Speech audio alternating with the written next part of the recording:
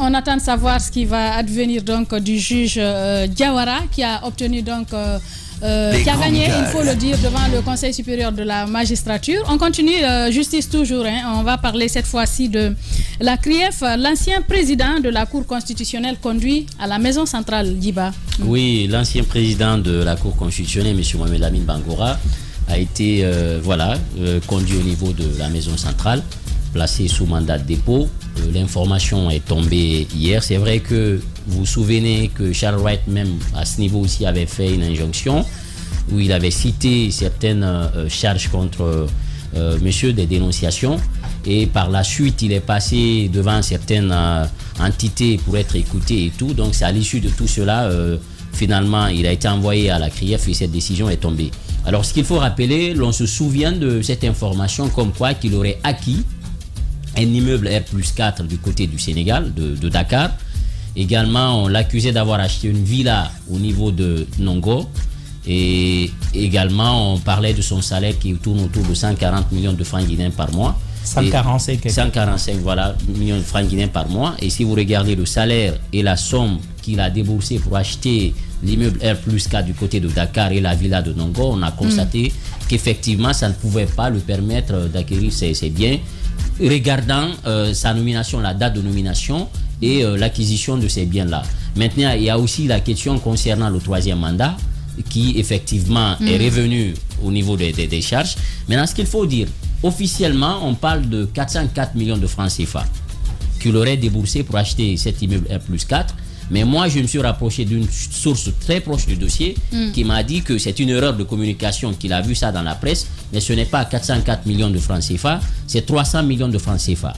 Que l'intéressé aurait même reconnu les chiffres et qu'il aurait brandi les documents qu'il a utilisés pour acheter cet immeuble du côté de Dakar. On parle de 300 millions. Du côté de Nongo, est-ce que c'est cet immeuble qui a été acheté au nom de son fils, de son nourrisson, ou bien le R+2? Parce qu'il y avait déjà une première histoire en 2020 de R+2, toujours à Dakar. Est-ce que c'est le même dossier? Non, c'est pas le R+2. Là, on parle de R+4. Donc, c'est 300 millions qui auraient été déboursés pour acheter cette maison. Et donc, il y a une différence de 100 et quelques. De 100 et quelques, voilà. Donc, puisque la source est très proche du dossier, qui nous a dit que l'information... Ça fait déjà 4 milliards et demi. Justement, n'est pas vrai, que c'est autour de 300 millions. Du côté de Nongo, on a parlé de 5 milliards. Effectivement, là aussi dit que ce n'est pas 5 milliards. C'est 3 milliards 350 millions. Alors, voilà. De toute façon, il y a une histoire de milliards dedans. De milliards, voilà. Donc, c'est 3 milliards 350 millions. Et pourquoi les 350 millions? Il dit que lorsque le président de la Cour, l'ancien président de la Cour constitutionnelle, achetait cette villa du côté de Nongo, qu'il avait déjà trouvé un propriétaire, qui avait investi 350 millions pour meubler l'appartement, acheter des équipements, faire la peinture et beaucoup de choses parce qu'il devait faire d'autres usages avec. Et donc, lorsqu'il est venu, il a dit d'accord, on va vous vendre à 3 milliards, mais vous allez aussi nous rembourser les 350 millions que nous avons, déboursés pour essayer d'équiper la maison, acheter des meubles et tout ça. Donc, ça lui a coûté 3 milliards 350 millions. En plus de ce qui s'est passé du côté de Dakar. Et qu'il aurait reconnu cela, dossier à l'appui. Et au-delà de ça, il y a la question du troisième mandat. Et les personnes qui auraient suivi le dossier estiment qu'effectivement qu'il recevait des pots de vin des mains du président Alpha Condé par rapport à ce projet de troisième mandat. Et que certains conseillers de la Cour constitutionnelle à l'époque, vous savez, il y a 9 personnes qui sont sur la liste, qui étaient des conseillers à l'époque. Non, pas tous. Voilà, n'étaient pas des conseillers. Je te fournis la liste tout à l'heure. Voilà, tous n'étaient pas conseillers. 3 étaient conseillers, et il y a aussi des magistrats et des avocats qui sont en fonction. On a attiré l'attention, je crois même, du garde des Sceaux par rapport à ça, pour dire qu'il faut mettre à disposition de la justice ces magistrats-là qui sont en fonction, qui seraient trempés dans cette histoire. Et ça, la source également est au courant de ce dossier, qui dit qu'effectivement, qu'il y a des avocats qui travaillent actuellement et des magistrats qui ont trempé dans cette histoire. Maintenant, sur la question du troisième mandat, qu'effectivement, que c'est établi, il y a eu des pots de vin en ce sens, et que lui, au moment des faits, il était le gardien en tant que président de la Cour constitutionnelle des lois, qu'il aurait pu tout simplement freiner ce projet-là qui nous a amené vers tout cela, parce que les implications du troisième mandat, c'est vrai qu'il aurait pu freiner cela. Et donc, il y a cette responsabilité morale vis-à-vis du peuple de Guinée, vis-à-vis de la Constitution, mais également les pots de vin qu'il aurait reçu des mains du président Alpha Condé à l'époque pour essayer vraiment de soutenir ce projet funeste de 3e mandat avec ses conséquences incalculables. Bien. Je crois qu'il y a en plus de lui, il y a Terna Sano, et puis Madame Morgan, la fameuse Morgan, qui était célèbre Morgan, qui était à l'INIDH et puis qui est partie à la Cour constitutionnelle. Les deux ont... et qui ne remplissait pas les conditions parce qu'au titre de l'article 100 de l'ancienne constitution, justement, il fallait avoir 45 candidats. C'est qu'elle ne remplissait pas. Non, les deux ont été placés sous contrôle judiciaire. Ils ont été aussi inculpés hier. Les deux ont été inculpés. C'est le président de la Cour constitutionnelle qui a été conduit à la maison centrale. Les deux ont été placés sous contrôle judiciaire. Ils sont rentrés à la maison. Et vous savez déjà que le DAF a été condamné. Lui, il est sorti du pays, mais il a déjà été condamné. Le DAF, alors je vous donne rapidement la liste. Les biens immobiliers également. Les biens immobiliers. Voilà, donc le DAF, c'était Sidiki Silla qui a effectivement fait l'objet d'une condamnation. Donc en fuite, loin du pays, M. Mohamed Lamine Bangoura lui-même. On a Ahmed Terna Sano, donc, qui était l'un des juges. Dr Ansouman Sako, qui était venu de l'ARMP, qui était directeur juridique de l'ARMP et qui était arrivé lui aussi, qui ne remplissait pas. Vous vous souvenez bien des critères, les critères d'âge à l'époque. Vous avez Mme Fatoumata Morgan, dont vous parliez tantôt. Vous avez M. Ahmadou Lamine Diallo. Vous avez M. CCTA. Vous avez Mme Roudia Toubari, et puis vous avez M. Mamadou Muntagaba, et tous donc poursuivis pour blanchiment, détournement, corruption d'argent public, enrichissement illicite et complicité. La corruption d'argent public, ça, c'est quelque chose. Parce que c'est un élément nouveau. Vous savez, on a souvent égrené ici des chapelets, des chefs d'inculpation, mais je ne sais pas si on l'avait déjà rencontré. Mais corruption d'argent public, ça peut corroborer effectivement les dires de M. Milimono tantôt. Il faut savoir que c'est pas pour avoir... c'est pas pour avoir soutenu ou dit le droit qui sont poursuivis dans l'affaire du 3e mandat. Non. C'est ce qui s'est passé derrière. Le fait, justement... Si cela est avéré d'avoir perçu de l'argent, d'avoir pris de l'argent pour torpiller le droit, pour devenir une sorte de mercenaire du droit, si cela est avéré... pour prononcer la chose en faveur d'une personne. Vous vous rappelez, il y a même même les résultats, même la date était antérieure. Et vous vous souvenez de tous ceux qui s'étaient passés du cocasse à l'époque, mais c'était flagrant quand même qu'on avait tordu le cou au droit. Et moi, ce qui m'avait le plus gêné dans tout ça, c'est que le président de la Cour constitutionnelle quand même tenait une classe doctorale. Si on est des cours à l'université de Sophonia, ça, honnêtement, ça m'avait gêné. Mais aujourd'hui, je pense que la Guinée est en train de franchir un cap nouveau. Vraiment un cap nouveau. Oui. Voilà pourquoi on dit au ministre Charles, faites attention. Si vous ne faites pas preuve de sagesse, si vous êtes dans l'acharnement, tout ceci pourrait être entaché justement de soupçons. S'il y a de la suspicion venant même de la part de la population, oui d'accord, les gens peuvent être condamnés. Mais en réalité, vous n'aurez pas touché votre but. Parce que le but essentiel, c'est d'éduquer la population, c'est de dire, ça ce n'est pas normal, on ne touche pas à ce qui appartient à tout le monde. Surtout que, on est quand même dans un pays où avec 10 millions de francs guinéens, tu peux acheter une décision de justice. Un magistrat peut être dans ta poche avec 10 millions de francs guinéens. Oui. Ou tu peux avoir des magistrats, parfois à la solde d'hommes d'affaires. Des magistrats peuvent voyager dans ce pays avec l'argent des hommes d'affaires, peuvent même être habillés par les hommes d'affaires dans ce pays. Donc il faut pas faire que les magistrats. Ce qu'on voit là, si ça c'est vrai, non, là nous parlons. Attention, les magistrats... La corruption, oui, mais Moussa Hiro, les magistrats pour moi c'est le dernier rempart. Pas que c'est quand même, on a parlé de tout le monde. Un journaliste aussi peut constituer des derniers remparts. Les magistrats c'est le dernier rempart. Qui juge? Je dis, un journaliste aussi peut l'être, peut-être un dernier rempart. Mais tellement. Si le journaliste il est pris en charge, mais aujourd'hui tu as des journalistes. Le dernier rempart, c'est le magistrat qui peut dire tuer et puis on tue. Les avocats et les magistrats pour moi c'est le dernier rempart. Le journaliste alerte, il veille au gré. Les magistrats, non, puisqu'il parle de journalistes. Tu as aujourd'hui des journalistes qui sont dans les studios, qui émarchent directement dans les EPA. Oui. À l'heure où je vous parle. Oui, qui prennent des salaires. Qui prennent des salaires dans les EPA. Oui. Parfois de manière détournée, on leur trouve des postes et chaque mois ils vont, ils émarchent. C'est connu de tous. Mais je dis que le juge, le magistrat, Surtout qu'ils ont bénéficié d'un statut particulier. Oui. Ces gens-là, le moins bien payé, prennent dans les 20 millions. Mais quand même, le président de la Cour constitutionnelle dont on parle touchait quand même 145 millions, bon sang. Oui, par mois. Mais avec un tel salaire, tu ne peux pas demander à une banque de financer l'achat d'une maison sur 20 ans. Tu ne peux pas le faire, Moussa Iroba? Ben ça dépend, hein. Parce que rien puisque pour l'instant, il n'avait pas l'assurance que ça pouvait s'éterniser. Puisque pour l'instant, non. Attention, la Cour constitutionnelle, c'est différent. Vous savez comment les gens ils sont nommés.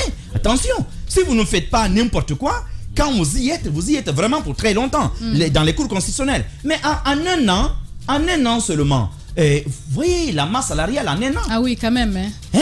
145 millions, vous êtes à quoi? À au moins 1,6 milliard par an. Je crois que c'est allé trop vite à besoin pour dire que pour établir que effectivement ce dont il est reproché aujourd'hui ou accusé aujourd'hui, le jugement n'est pas encore fait. On ne peut pas aller à une conclusion hâtive pour dire que le salaire qu'il prenait ne pouvait pas avoir un rapport avec ce qu'il a aujourd'hui.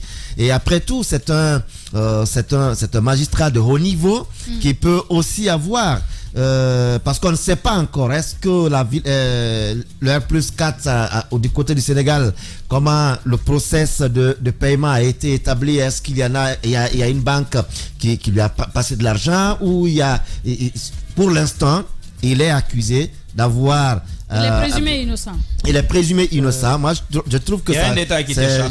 La maison de Dakar, c'est au nom d'un nourrisson.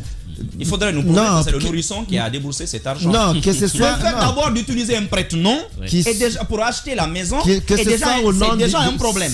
Que ce soit au nom de nourrisson ou même... Pour l'instant, on n'accuse pas. On n'accuse pas. Voilà, c'est ce que je suis en train de dire. Voilà, pour l'instant, je crois qu'il faut se... Pour l'instant, il faut constater... de les divulguer. Pour l'instant, il faut constater ces accusations, le placement sous mandat de dépôt et suivre le reste du dossier. Parce qu'aujourd'hui... peut-être enquêter, creuser davantage. C'est ce que je dis, suivre le dossier. Il ne faut pas se contenter des infos qui ont été données. Je dis suivre le dossier. Oui. Alors, je vais utiliser le terme enquêter. Il faut continuer. Tu n'es pas obligé. Il faut suivre le dossier. Tu n'es pas obligé. Il faut suivre le dossier avec tous les éléments qui sont donnés. Parce qu'on sait la Cour constitutionnelle. Oui. Comment les éléments sont arrivés par moment à la Cour constitutionnelle. Il y a beaucoup qui ont quitté l'INIDH. Il y a beaucoup de tractations. Voilà, il y a eu beaucoup de tractations. Il y a beaucoup qui ont quitté l'INIDH. Dont la création a été juste motivée par la mise en place de la Cour constitutionnelle. Ouais. En fait, on a mis en place pour avoir quelqu'un qui va aller à la Cour constitutionnelle. On s'en fout. Après, on a vu par exemple l'arrivée de certains. Vous savez, Morgan dont on parle était à l'INIDH. Il y en a l'autre, comment il s'appelle, qui était également Ali Djabi. Ali Djabi était à la Cour constitutionnelle. Qui à la Cour constitutionnelle. C'est de là il est venu pour l'INIDH. Voilà. Et il y avait le projet de Cour constitutionnelle, de Cour, c'est là-bas il était. Mais il y a eu beaucoup de tractations pour que les gens se retrouvent à la Cour constitutionnelle et même dans les autres institutions. Je peux bien comprendre aujourd'hui qu'on relève, parce que ce qui est ressorti sur les chefs d'accusation, quand on parle de corruption d'argent public, ce n'est pas le premier cas, hein, parce que même avec les casseries et autres, corruption d'argent public ressort également sur les chefs d'accusation. Et quand on prend la situation guinéenne, c'est que prendre tous ceux qui ont, à un moment donné, occupé une petite parcelle de responsabilité dans ce pays, il va vous être très difficile de mettre à l'écart un seul individu. Tous, autant qu'ils sont, d'une manière ou d'une autre, peuvent se retrouver ou vont se retrouver dans une situation de corruption. Mais il faut-il bien qu'on arrive à prouver ces accusations, parce que beaucoup sont là aujourd'hui, on se pose la question de savoir, est-ce que tout ce dont on parle sur tel ou tel, est-ce qu'on a tous les éléments de preuve pour continuer à les maintenir en prison? Mais par moment, il faut bien que le pays aussi regarde son avenir et se dise qu'on n'a pas à mettre tout le monde aujourd'hui en prison, mais il faut passer par des procédures de recouvrement. Parce que lorsque vous retrouvez effectivement que l'immeuble appartient à tel, vous avez tous les éléments. Saisir les biens. Saisir les biens en attendant, parce qu'il y a eu des biens qui ont été saisis par la CRIEF, on nous l'a dit la dernière fois, il y a eu des montants également. Voilà. Mais est-ce que... Caution, c'est autour de plus de 30 milliards. Même pas les cautions d'abord. Est-ce qu'on doit continuer aujourd'hui à conduire tout le monde vers la prison qui devait d'ailleurs juridiquement être l'exception que d'être la règle, mais qui est aujourd'hui devenue la règle chez nous. Lorsque vous n'êtes pas en prison, c'est une exception que vous soyez dehors. Donc moi je me dis, il n'y a pas lieu aujourd'hui à continuer. Il a raison, la prison devrait être l'exception. Je suis totalement d'accord. Il n'y a pas lieu aujourd'hui. Sauf que là on parle à continuer. D'un enseignant. Un enseignant. Ce n'est pas n'importe qui. On parle là d'un enseignant. Non, on ne parle pas d'un enseignant. Non. On ne parle pas d'un enseignant. Non. Mohamed Mara, il faut qu'on soit d'accord. On ne parle pas, on ne parle pas de l'enseignant Mohamed Lamine Bangoura. On parle du président de la Cour constitutionnelle. Mais justement. Voilà, donc ce n'est pas un enseignant. Ce n'est pas un enseignant. À 8 milliards. Ce n'est pas un enseignant. Quelques mois seulement de présidence. On ne parle pas d'un enseignant. On ne parle pas d'un enseignant. La question elle est là. Tu avais une carrière d'enseignant et il n'a jamais perdu cette carrière-là. C'est d'un président de la Cour constitutionnelle. On est en train de parler. Et c'est le même. On ne peut pas les séparer. Non, on peut bien les séparer. Parce que dans sa fonction d'enseignant, en rien. On a ressorti cela dans toutes les accusations, dans toutes les choses que vous avez sorties. Ça n'a rien à voir. Il est enseignant et quand il est en situation de classe, on le prend comme enseignant. Mais pour le cas précis, ce n'est vraiment pas cet enseignant Mohamed Lamine Bangoura, mais c'est le président de la Cour constitutionnelle. Et on parle quand même de Mohamed Lamine Bangoura. Oui, on parle de Mohamed Lamine Bangoura, mais pas l'enseignant. C'est la même personne. C'est la même personne. Ça, c'est le raccourci. Ce n'est pas l'enseignant. Il y a beaucoup d'enseignants. Il y a beaucoup d'enseignants. Non, il y a beaucoup d'enseignants. Oui, mais on parle du président de la Cour. Il a été enseignant toute sa vie et qu'avec ce salaire, il ne pouvait pas s'acheter 2 maisons en un temps record à ces prix exorbitants. C'est ce que je veux que tu comprennes. Donc, que son court passage à la Cour constitutionnelle comme président ne justifierait difficilement. C'est une fonction aussi qui a des privilèges. J'ai dit l'achat au cash. C'est une fonction qui a aussi des privilèges. Il faut le relever. Quel type de privilèges? Il y a des privilèges qui sont liés à cela. Il y a des privilèges qui sont liés à cela. Mais c'était connu. N'oubliez pas que même leurs salaires sont fixés par décret, publiés au JO. Mais alors, quand c'est comme ça, on vous dit que le monsieur te dit non, ma maison je ne l'ai pas achetée à 404 millions, mais à 300 millions. 300 millions, tu es à près de 5 milliards de francs guinéens. Ici, il dit non, j'ai acheté l'autre à 350, à 3 milliards 350 millions. Il te dit des choses pareilles. Ne serait-ce que ça, pour une carrière si courte à la Cour constitutionnelle, c'est normal qu'on vérifie. On ne dit pas qu'il a volé, mais c'est normal qu'on vérifie la source de ces fonds-là. Comment est-ce qu'il a fait en un temps si record, surtout après ce qu'on a connu. Moussa Yoruba, cette fameuse année 2020, qu'est-ce qu'on n'a pas dit dans ce studio? Est-ce qu'on a prévenu combien de fois ces magistrats? Tout ce qui se tramait, combien de fois les journalistes ont dénoncé et ont dit, ça va vous rattraper un jour. Voilà, on y est. Si tu es obligé d'acheter une maison en le mettant au nom d'un bébé, si tu n'as rien à cacher, tu peux mettre. Il va mettre quoi comme profession pour le bébé? Mais ça, c'est pas un crime. À mon avis, c'est pas un crime. Comme l'a dit Ahmed, conseil ne conseille pas ses conséquences. Ça peut faire partie du testament. Oui. Voilà. Justement, ce que je voulais dire. Il va grandir. Le testament, c'est après la mort. Madame Yerou. Le testament peut prévoir. Madame Yerou. Oui, mais c'est après la mort. Non, on peut écrire son testament de son vivant. Non, mais en fait, je t'ai mais sauf que le testament n'est pas. Non, on peut écrire le testament de notre vivant. C'est même de son vivant qu'on écrit. C'est pas on peut. C'est de son vivant qu'on fait le testament. Voilà, on peut tout prévoir. Le testament ne prend effet qu'après la mort. Pas que. Ce que je veux dire, Madame Yerou. Ce que je veux dire. Tu as déjà vu un testament? Bien sûr. Qui peut prendre effet. C'est pas des testaments alors. Quand on répartit ses biens de son vivant entre ses ayants droit, ce sont des legs. On n'appelle pas ça testament. Le testament, c'est après la mort. Ce que je veux dire. Merci pour le cours. Allez-y, Guiba. Ce que je veux dire, vous savez, on est là en finances publiques, enrichissement illicite et autres. Oui. Et l'autre jour, j'écoutais un magistrat qui disait qu'il y a ce qu'on appelle la culpabilité, la présomption de culpabilité. le cas de M. Mohamed Lamine Bangoura, justement, c'est une exception juridique. Et c'est pas à celui-là qui le poursuit de fournir les preuves. C'est à lui de prouver. C'est à lui de prouver comment il a acquis ces immeubles, cette vie-là. La loi lui donne cette chance-là. Et donc aujourd'hui, s'il a été certainement inculpé, c'est que forcément, ils l'ont écouté, il a fourni des preuves pour justifier ce qui s'est passé. Je suis tout à fait d'accord avec Daouda que la prison devrait être l'exception. Mais n'oublions pas aussi d'où nous venons et comment on en est arrivé là. Je pense qu'il faut laisser la justice faire son travail de façon sereine, mais tout en tenant compte aussi de certains paramètres. Les gens, il ne faudrait pas les garder indéfiniment en prison. Voilà. Il faut organiser le procès. Exactement. Parce que garder indéfiniment les gens en prison, ce n'est pas bien, madame. Il faut qu'on ait quand même mémoire dans ce pays. Il faut qu'on respecte l'humain. Il faut qu'on respecte l'humain, c'est extrêmement important. Vous avez aujourd'hui... Sans oublier le regard des institutions de droits de l'homme à l'international.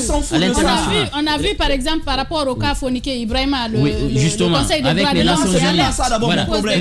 C'est ce qu'on les fait subir psychologiquement. Regardez, et même physiquement, c'est pas normal. La maison centrale, nous tous, nous l'avons reconnue. Cette maison a été conçue pour 300 détenus. Aujourd'hui, on a plus de 1500. Ça... Charles a dit qu'ils vont construire. Oui, mais en attendant, est-ce que les gens. Il va construire, mais en même temps, il va envoyer tous les condamnés dans les champs. Moussa Yerova, on envoie faire des champs de pommes de terre pour toi. Je ne suis pas condamné, attention. On envoie des.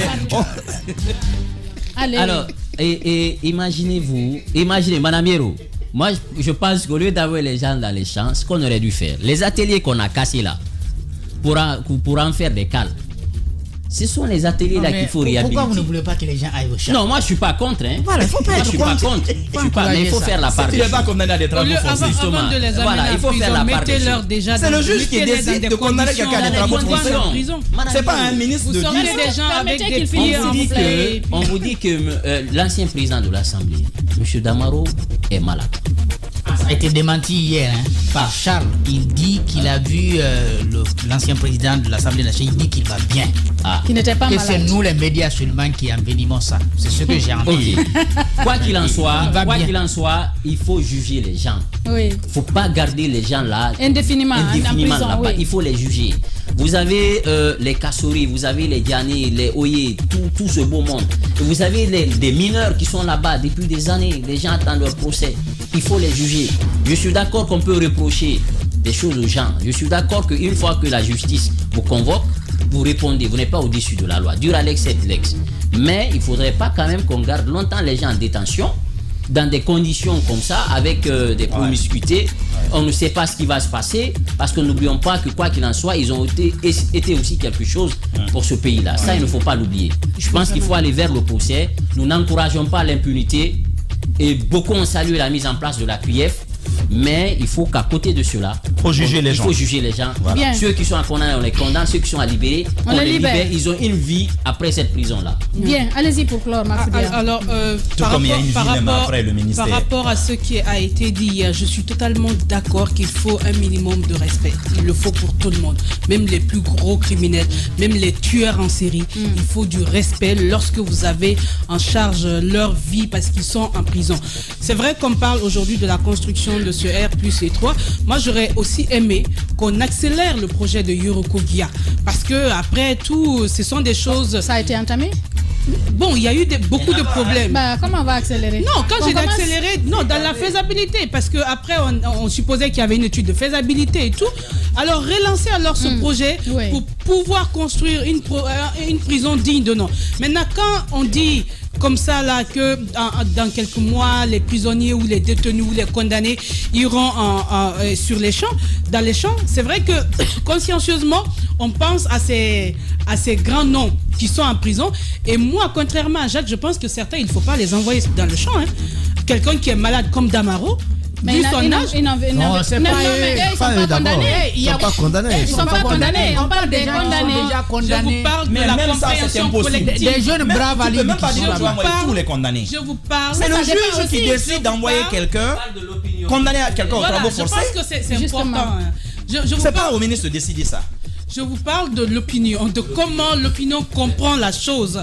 Quand c'est dit comme ça, on se dit, les gens commencent à se moquer. Mais c'est vrai aussi qu'il faut informer l'opinion. Se moquer. C'est pas tous les détenus. On n'a même pas à faire l'annonce comme ça. On n'a qu'à commencer par créer des conditions de détention. C'est la première des choses. Quand les gens purgeront leur peine normalement, on verra, parce qu'effectivement la prison c'est pas pour finir. C'est des fois une correction. Il y en a qui rentrent dedans, qui changent, qui doivent avoir droit à une vie. Pourquoi ne pas leur apprendre un métier là-bas? Mais lorsque les personnes même meurent en prison à raison il y avait des ateliers dedans avant. Mais c'est ça qu'ils doivent faire. Plutôt que le dire envoyer dans les champs. Maintenant, sur le cas de... N'importe quoi. Allez, Mara, s'il te plaît. Il va fermer son micro. Allez-y pour terminer. Alors, sur le cas du magistrat Bangoura, il y a quand même une liste. Quand on n'en s'en tient pas qu'à sa personne, on voit que, en tout cas selon les accusations, qu'il y avait comme un noyau. Oui, il a lu la liste. C'était comme un noyau et qu'on avait un beau monde qui s'entendait sur un certain nombre de choses. Il va falloir fouiller, aller loin, parce qu'effectivement, on sait comment l'enseignant est payé en Guinée. Et quand on est à la tête d'une telle institution et qu'en un laps de temps, on sort des immeubles comme ça, ce serait bien qu'il apporte les preuves. Heureusement que c'est à lui d'apporter les preuves. Moi, je pense qu'il faut... Comme beaucoup aujourd'hui sont en train de sortir des immeubles. Sur Radio Espace Guinée, voilà, à venir chez les grandes gueules dans la troisième partie. Nous ferons un peu d'humour en recevant ici les acteurs du match du rire. Nous ferons aussi de l'humanitaire en recevant Madame Nanyuma Faro pour parler des enfants albinos.